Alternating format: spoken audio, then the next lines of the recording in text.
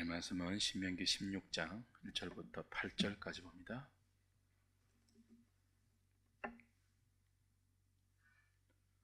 구약성경 287페이지 신명기 16장 1절부터 8절까지 제가 한 절, 여러분이 한 절 교독합니다.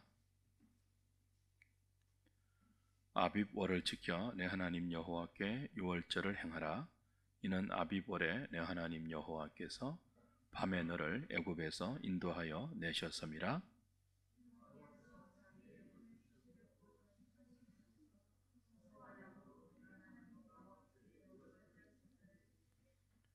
유교병을 그것과 함께 먹지 말고 이래 동안은 무교병 곧 고난의 떡을 그것과 함께 먹으라.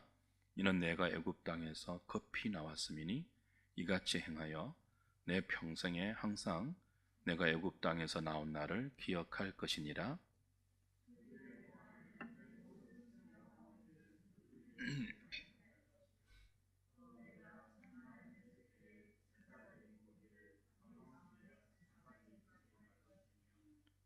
유월절 제사를 내 하나님 여호와께서 내게 주신 각 성에서 드리지 말고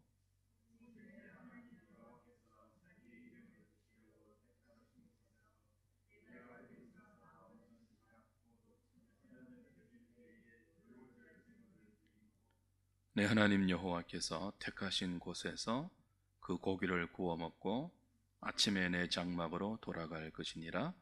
너는 엿새 동안은 무교병을 먹고 일곱째 날에 내 하나님 여호와 앞에 성회로 모이고 일하지 말지니라. 아멘. 신명기 16장은 유월절, 칠칠절, 그리고 초막절, 이른바 이스라엘의 3대 절기죠. 이 절기에 대한 규례를 다루고 있습니다. 이스라엘의 3대 절기는 모두 구원의 은혜를 주의 백성들에게 각인시키고 그 은혜를 어떻게 그들의 일상에 적용시켜야 하는지를 가르쳐주는 특별한 날들이죠. 이미 출애굽기와 레위기, 민수기에 이 3대 절기에 관한 규정이 다 나와 있습니다. 근데 신명기 오면 그것이 조금 더 강화되고 확장되어서 앞에 출애굽기 12장에서 나온 유월절 규례에 없는 것이 좀 추가되어 있어요. 그게 뭐냐 하면 너희들은 이 유월절 절기를 니산월 14일 날 지키는 것인데요. 이 절기를 아비월이라고 오늘 본문에는 되어 있죠. 나중에 포로기에는 이게 이제 니산월로 바뀌는데요. 너희들 각 성에서 지키지 말고 하나님께서 택하신 곳 하나님의 성전에 나아가 지켜라 하는 것이 출애굽기와 레위기에는 없는 신명기에 추가된 규정이에요. 왜 이 하나님의 이름이 있는 곳, 여호와께서 택하여 주신 곳에 가서 거기서 절기를 지켜라 하는 명령이 나오는가 하면, 이제부터는 예배든 날이든 뭐든 여호와께 나아가고 여호와와 연관된 모든 이스라엘의 일상은 너희들 마음대로 하는 것이 아니고 하나님께서 정해주시고 가르쳐주신 대로 해야 된다. 심지어 그 예배의 장소마저도 그렇게 구별해야 한다 하는 의미입니다. 지금 계속 너희는 여호와의 성민이다 하는 문맥이잖아요. 그래서 가나안 땅에 들어가면 그곳 원주민들과 구별되게 살아라 하는 문맥이거든요. 그 절기를 통해서 하나님께 나아가 특별한 예배를 드릴 때도 그 장소마저도 이방인들은 자기 편한 대로 정했거든요. 이방인들이 우상을 스스로 만들어 놓고 그 우상 앞에 나아가 자기의 종교심들을 발휘할 때는요, 그 우상을 만드는 장소가 자기들 나름대로예요.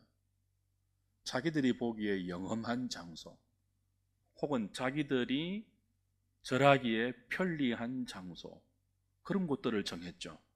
근데 이스라엘이 여호와 하나님께 하나님의 구원의 은총을 기억하면서 그 그 은혜에 감사하기 위하여 나아가는 절기 때에는 그렇게 가나안의 이방인들처럼 너희들 마음대로 장소를 정해서 푸른 나무 아래라든지 너희들 성읍의 어떤 편리한 장소라든지 그곳이 아니고 하나님이 그 이름을 택하여 두신, 그 지정해 두신 그곳에 가서 하나님이 정해 놓으신 규례대로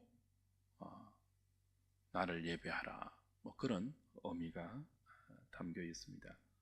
유월절을 지키는 이 날이 오늘 1절에 보면 아비벌을 지켜 그래 되어 있거든요. 그 아비벌은 유대력으로는 1월이에요. 정월이에요. 그러니까 6월절부터 이스라엘 백성들은 첫 달로 치는 거예요.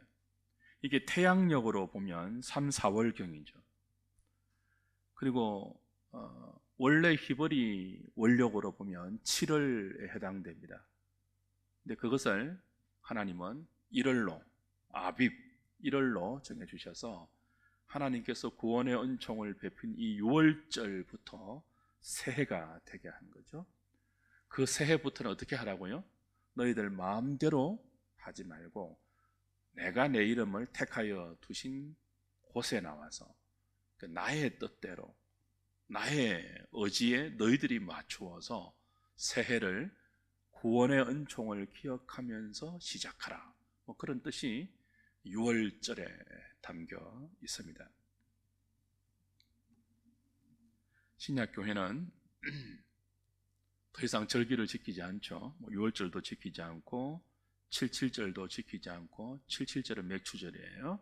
초막절, 장막절, 추수감사절에 해당되는 그런 절기인데요, 더 이상 이런 특별한 절기들을 지키지 않습니다. 왜냐하면 예수 그리스도의 십자가와 부활로 성천하셔서 아버지와 함께 성령을 보내심으로 이 6월절과 맥추절과 초막절, 절기와 기타 모든 날들에 담겨 있는 그리스도의 구원의 예표적 의미가 다 성취되고 완성되었거든요.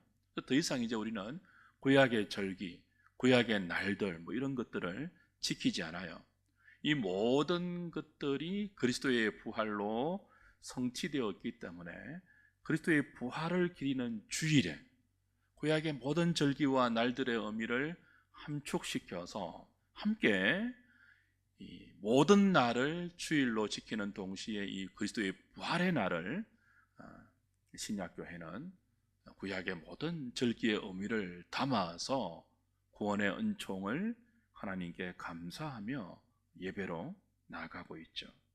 그럼에도 불구하고 신약교회는 여전히 이런 구약의 본문들을 통해서 이 절기들이 우리에게 교훈하는, 가르치는 그 의미들을 다시 새겨서 우리가 주일을 지킬 때 이런 절기에 담긴 주의 백성들이 하나님의 구원을 어떻게 기억하고 그 구원의 은혜를 어떻게 우리의 일상에 감사로 적용해야 하는지를 새길 필요가 있죠.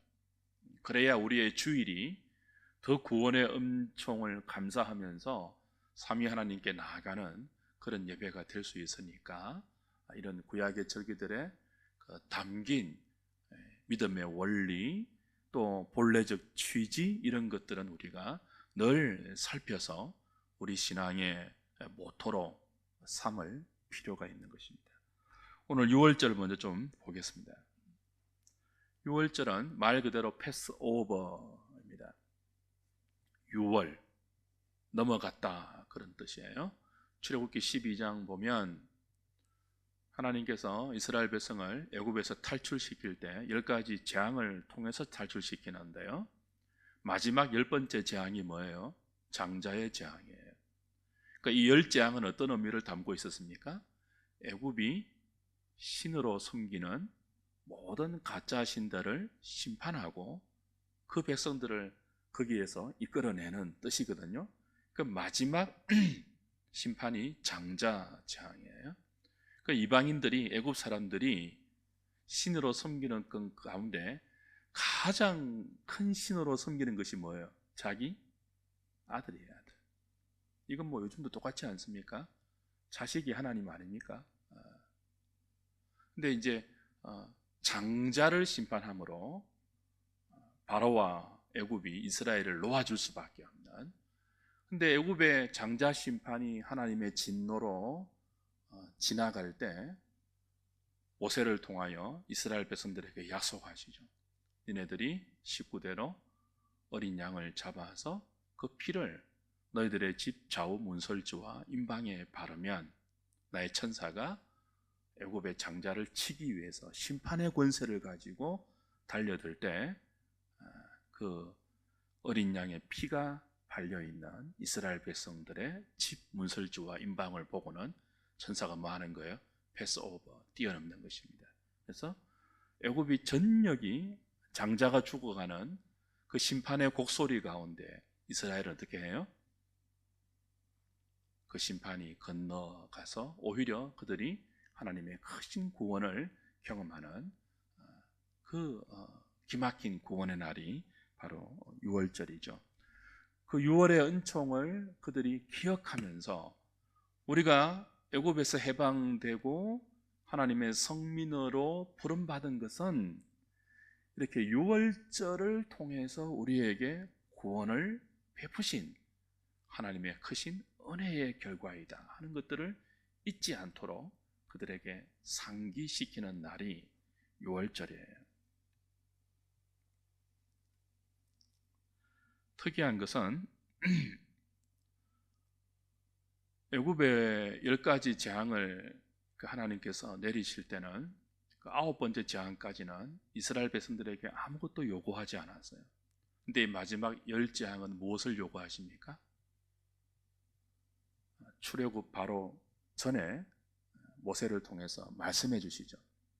너희들은 아비벌 10일에 14일에 유월절을 지키는데요. 그러니까 하나님의 심판이 임하기 전 4일 전에 식구 수를 카운트해서 필요한 만큼 어린 양을 준비하라 라고 이야기하죠.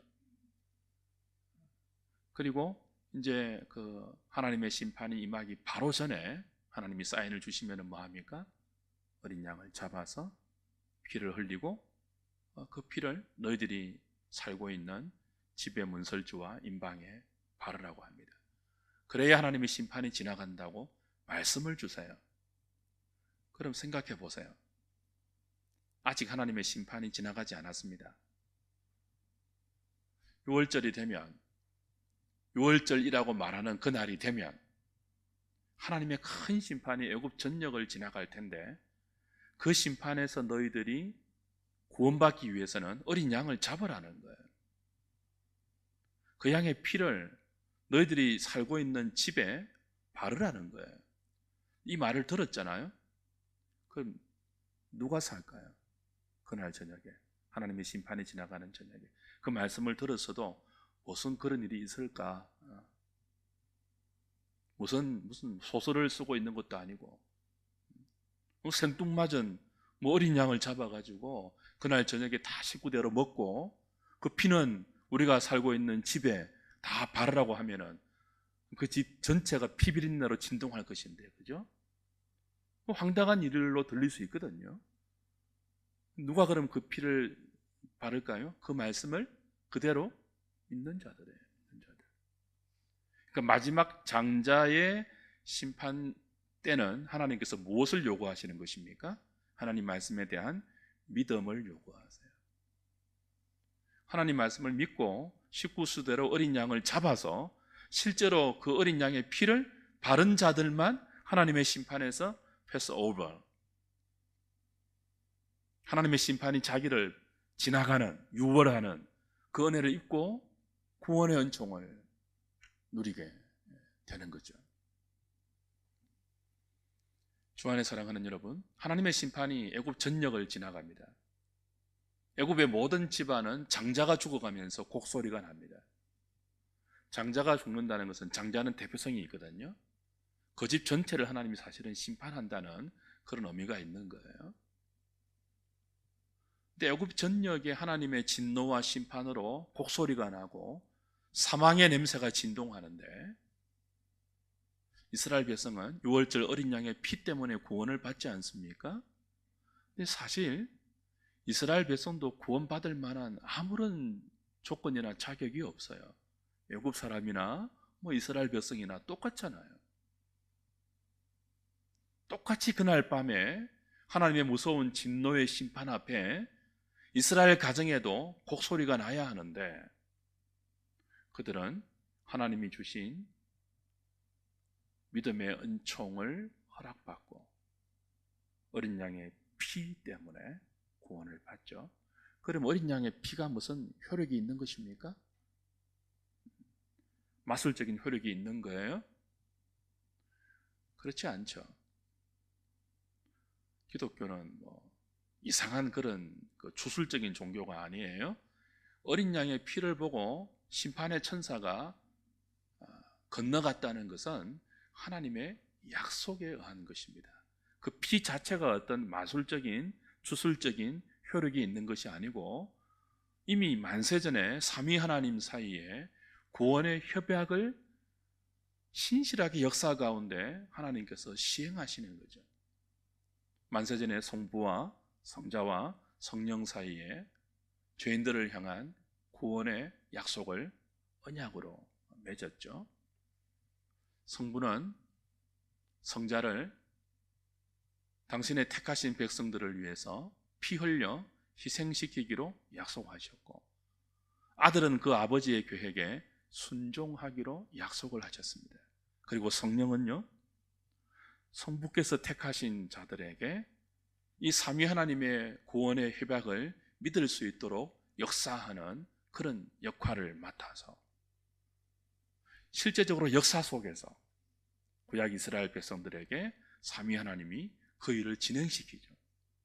그러니까 어린 양의 피를 보고 하나님의 심판이 지나가는 것은 그 피 자체에 어떤 마술적인 효력이 있어서가 아니고 만세 전부터 삼위 하나님 사이에 있었던 인간을 향한 구원의 언약, 그 구원의 언약이 신실하신 하나님의 신실하심으로 우리 가운데, 역사 가운데 이루어진 것입니다. 하나님의 신실하심을 찬양하는 것이 유월절을 기억하면서 지키는 이스라엘 백성들이 취해야 할 믿음의 교훈이죠. 그 밤에 유월절 어린 양의 피를 보고 하나님의 진노와 심판이 지나갔다 하면서 그 피 자체의 어떤 마술적이고 주술적인 효력을 찬양하는 것이 아니고, 우리를 위해서 삼위 하나님께서 구원의 협약을 맺으시고 그걸 우리에게 그대로 변경시키지 아니하시고 신실하게 이루어 주신 하나님의 언약의 신실하심을 찬양하는 날, 유월절인 것입니다.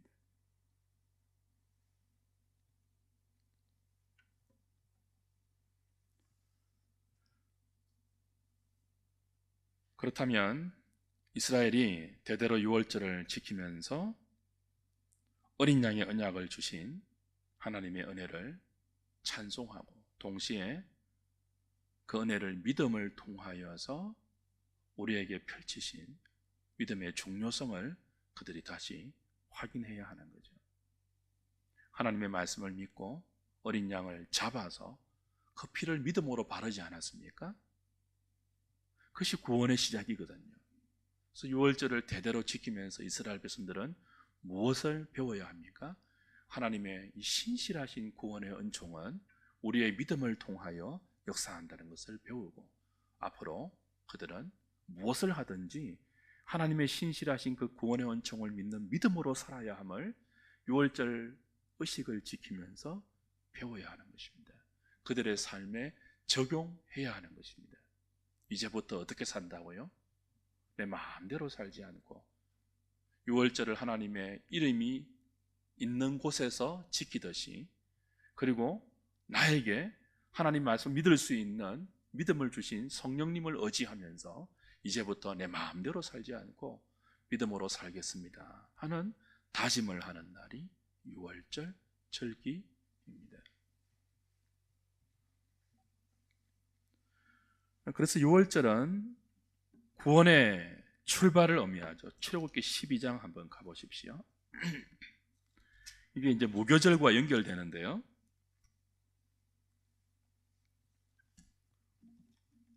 출애굽기 12장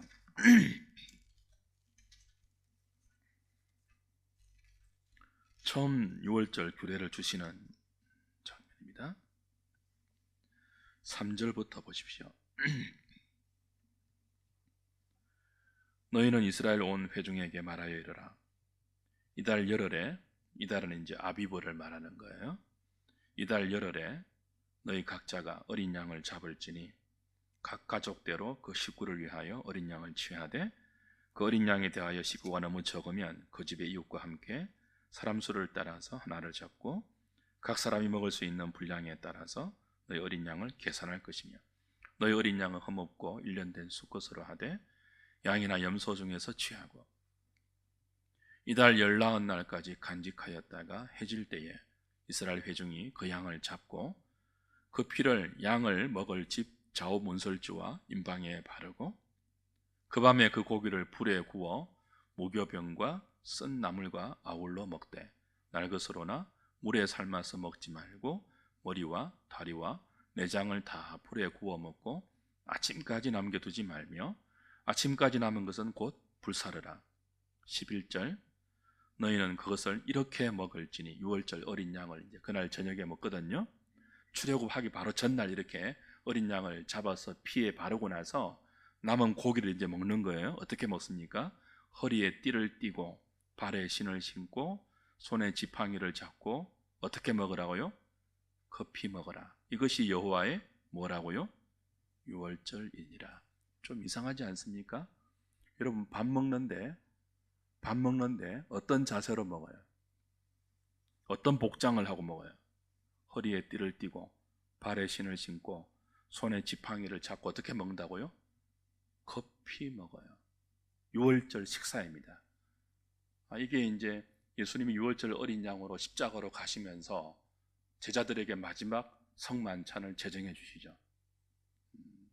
그것으로 이제 성취가 되고 신약교회는 지금도 이 6월절을 사실은 성만찬으로 우리가 주일에 행하고 있는 것입니다. 그 은혜를 누리고 있는 거죠. 그런데 원래는 급하게 먹는 거예요. 급하게 허리에 띠를 띠고, 그렇죠?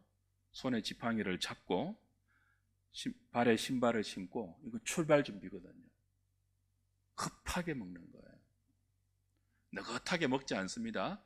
사실 예수님이 제자들과 함께 성만찬을 하실 때는 요한은 느긋하게 이렇게 기대고, 그죠? 막 그런 그림이 있잖아요. 그런 이미지인데 원래 6월절에 식사는 분위기가 어떻다고요? 급하게 먹는 거예요. 급하게. 왜요? 이제 탈출을 하거든요. 애굽을. 탈출을 하면은 누가 쫓아온다고요? 바로의 군대가 쫓아와요.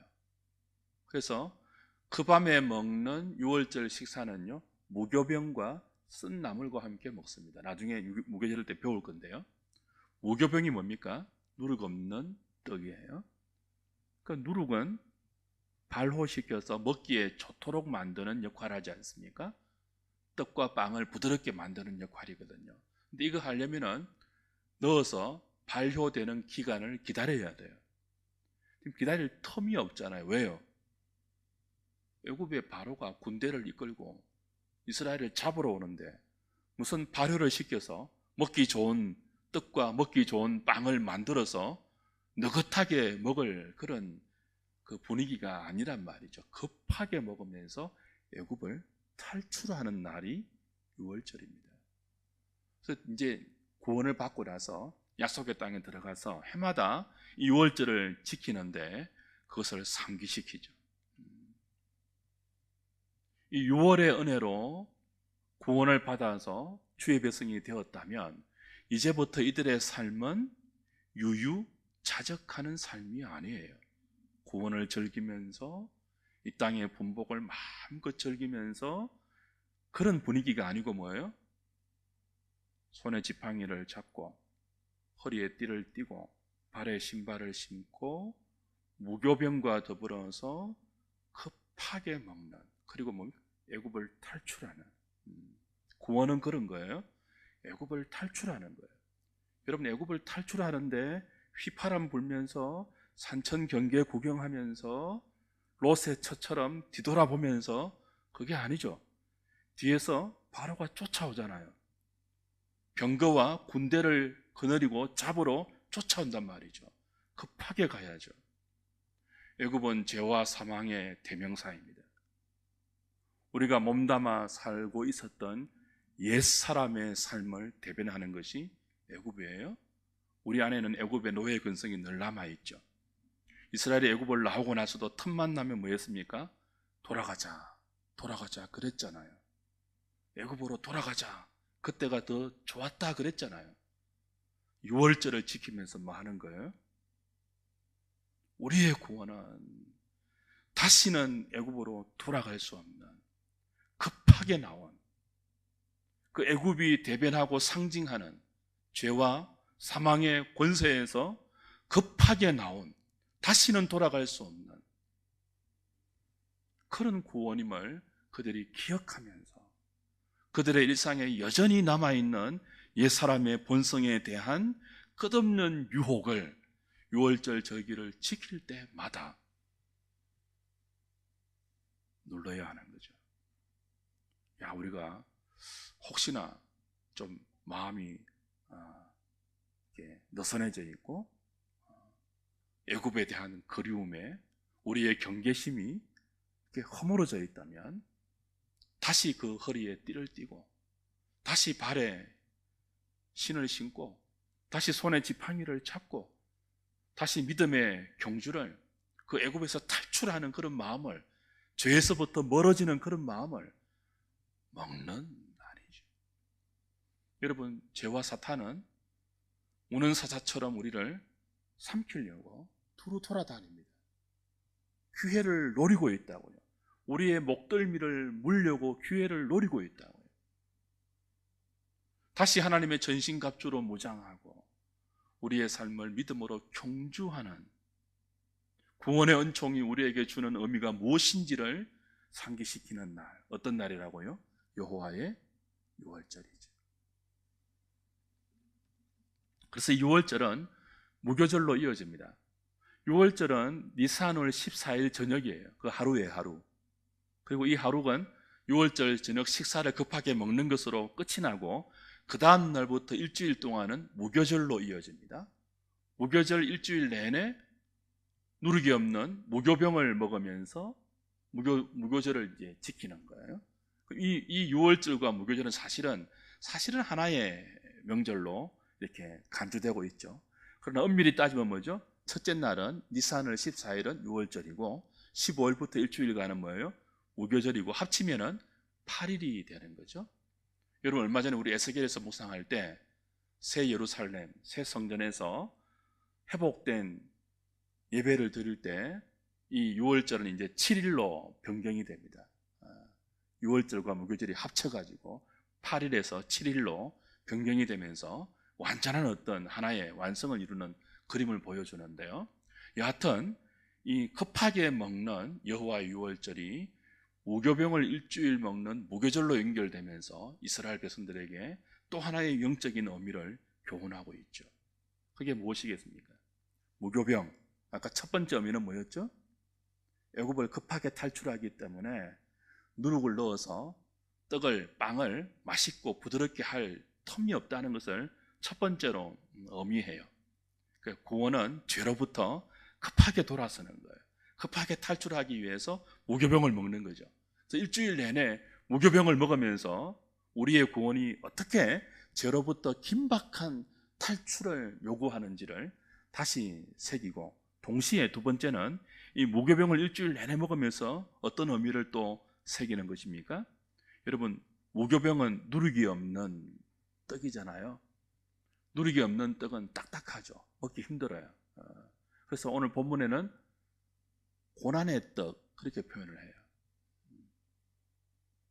유월절은 여호와의 구원의 은총을 감사하면서 축제로 즐기는 그런 절기인데, 축제인데 고난의 떡을 먹는 거, 아이러니죠. 근데 무엇을 배우기 위한 세레머니일까요? 누룩은 죄와 부패를 상징하죠. 언제나. 그러니까 그들이 급하게 애굽을 나와서, 죄로부터 나와서 다시는 그 죄로 인한 부패로 돌아가지 않기 위하여 유월절을 지나고 나서 일주일 내내 무교병을 먹는 무교절을 지키면서 구원의 감사와 그 구원의 기쁨이 무엇으로 전락되지 않도록 경계하는 것입니까? 죄와의 타협으로, 죄와 타협에서 부패한 자리로 가지 않도록.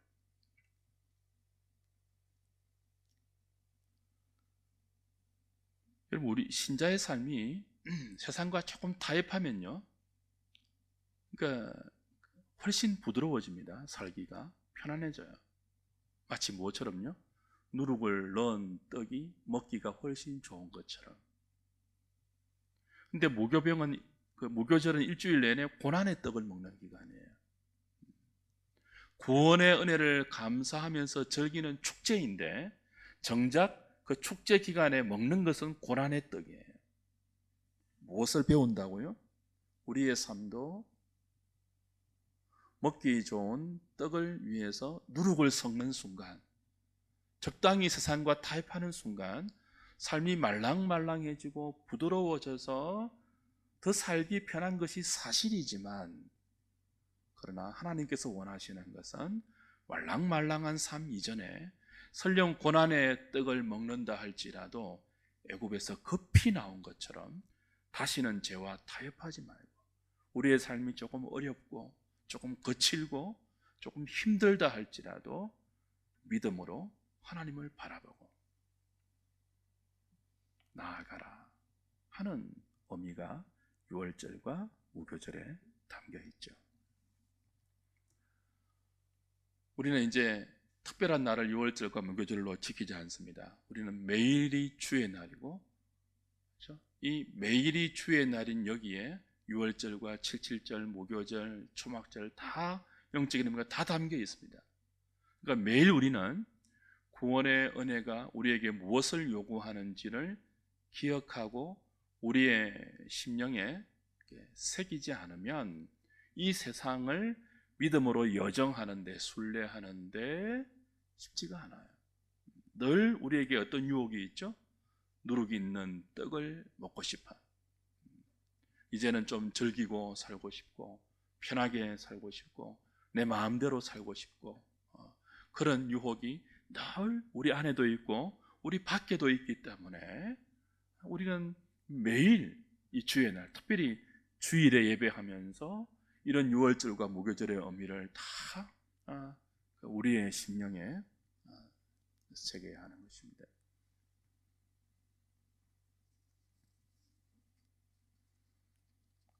말씀을 맺겠습니다.